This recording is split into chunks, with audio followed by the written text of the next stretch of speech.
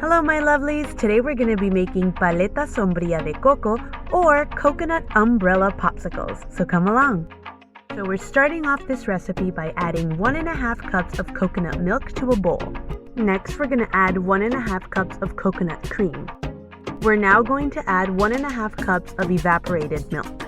We're now going to add 1 cup of shredded coconut. And for our last ingredient, we're going to add sugar. The amount of sugar used is up to you. We're now going to mix all of our ingredients together, make sure that they're well incorporated, and we're going to do one last taste test, just to make sure if we need a little bit more sugar or if we need a little bit more coconut milk or cream. We're going to set our mixture aside for just a second, and now we're going to prepare our molds. We want to make sure that they're all lined up and neatly spaced.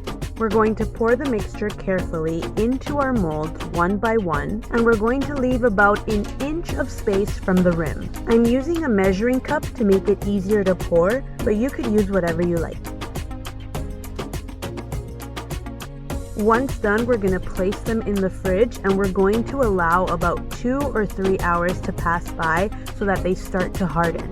Once they start to harden, we're going to add a popsicle stick to each and every mold, and we're going to try to insert it and leave it as upright as possible. We're now going to let our popsicle set overnight. Now to detach a popsicle from its mold, we're going to take a cup and we're going to fill it up with warm water. We're then going to lightly dip the popsicle for around 10 seconds, but making sure that we do not submerge it. It's just a very light dip. You then give it a little wiggle and it will release.